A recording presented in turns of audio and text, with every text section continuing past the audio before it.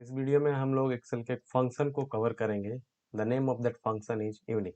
Function जो formula मैं इस वीडियो में आपको बताऊंगा उसका नाम ही फंक्शन का जो है वो यूनिक है। ठीक है, तो यूनिक फंक्शन को हम लोग यूज करना सीखेंगे। तो वीडियो को शुरू करते हैं। ये मैंने एक्सेल ओपन कर लिया अपना। अब यहाँ पर एक छोटा डेटा मैंने लिया है ताकि आपको समझ में अच्छे से है। ठीक है, अब यहाँ पर D2 से हम लोग सीखेंगे। इस सेल को मैं यूज कर रहा हूँ। उससे पहले मैं आपको ये बता दूं, जैसे कि यहाँ पर आपको टोटल 3 कॉलम्स जो है आपको दिखाई दे रहा हूँ, नेम, सैलरी और डिपार्टमेंट। नेम में कुछ नेम्स वगैरह जो है मैंने एंटर किया है, सैलरी वगैरह है, डिपार्टमेंट वगैरह है। अब जो नेम है इसके अंदर डुप्लीकेट वैल्यूज है। ठीक है, जैसे राम जो आप देखोगे कि 2 बार है, A2 में है, उसके बाद A6 में है। ठीक है, सीता जो है A3 में है, उसके बाद आपको A7 में भी जो है सीता नाम जो है दिखाई देगा। ठीक है, अब आपको लग सकता है कि ये डिफरेंट नाम्स हो सकते हैं, तो इसके लिए हम लोग एक और कॉलम को चेक करेंगे। ठीक है, यहाँ पे हम लोगों ने नेम वाले कॉलम को चेक कर लिया। अब यहाँ पर सैलरी वाला कॉलम है। ठीक है, अब जैसे राम का जो सैलरी है वो 10,000 है।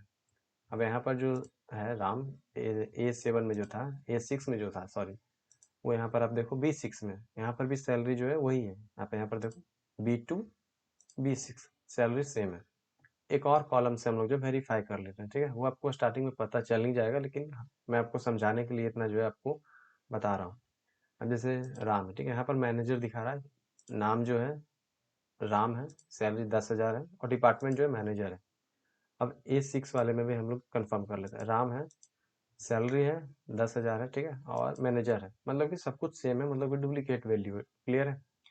तो हम लोगों को यूनिक चाहिए। मैं चाहता हूँ यूनिक हो, कि इस तरह जैसे राम है उसी तरह सीता है, रमेश है, ये जो रिपीटेड है, जैसे यहाँ पर राम है, यहाँ पर भी राम है, सीता है, लक्ष्मण है, इस तरह से रिपीटेड वगैरह। मैंने छोटा डेटा सेट लिया है, ये वाला फंक्शन जो है बड़ा डेटा सेट में आपको हेल्प करेगा। राइट, आपको भी पता चल ही गया होगा। तो इसीलिए हम लोग यूनिक फंक्शन को यूज करेंगे। ये आपको यूनिक वैल्यू जो है वो आपको लाकर दे देगा। तो फंक्शन यूज करने के लिए हम लोग सब जानते हैं कि पहले इक्वल टू साइन, उसके बाद जिस फंक्शन को आपको यूज करना है वो आपको यहाँ पे लिखना पड़ेगा। ठीक है, आप यहाँ पर से मतलब कि बेसिक तरीका, मतलब कि यहाँ से भी जा सकते हो, फॉर्मूला वाले टैब में जाओ, उसके बाद आप यहाँ से फंक्शन, जहाँ पर भी ये फंक्शन है वहाँ पर से आप जो इसको एग्जीक्यूट कर लो, वहाँ से मतलब कि ढूंढ लो। लेकिन मैं यहीं पर लिख रहा हूँ यूनिक, UNIQ यूनिक। उसके बाद हम लोग टैब वाले बटन को यूज करेंगे in the keyboard to select the suggestion. ठीक है, यूनिक यहाँ पर सेलेक्ट होगी। अब उस पूरे डेटा को आपको सेलेक्ट कर लेना। ठीक है, आपको यहाँ पर दिखाई दे रहा होगा अरे, तो मेरा यहाँ से यहाँ आप इस तरह से सिलेक्ट कर सकते हो, या फिर एक और तरीका होता है कंट्रोल शिफ्ट डाउन एरो। ठीक है, उससे होगा ये कि जहाँ तक आपका डेटा है वहां तक ये जो है सिलेक्ट करके आपको एक्सेल जो है दे देगा। ठीक है, ये बड़े डेटा सेट में काम आएगा, कंट्रोल शिफ्ट और डाउन एरो। उसके बाद एंटर हिट कर रहा हूँ मैं, एंटर। तो इसने बताया कि राम एक यूनिक वैल्यू है। ठीक है, सीता है, रमेश है और लक्ष्मण है। ठीक है, और यहाँ पर राम है, सीता, रमेश और लक्ष्मण है। ठीक है, 4 जो यूनिक वैल्यूज है। नीचे आप देखो राम, सीता, लक्ष्मण, ये रिपीटेड है। अब इसी तरह जैसे कि हम लोगों ने सैलरी वाले में निकाला, आई मीन हम लोगों ने नेम वाले में निकाला, अब हम लोग सैलरी वाले में भी देख लेते हैं, या फिर डिपार्टमेंट।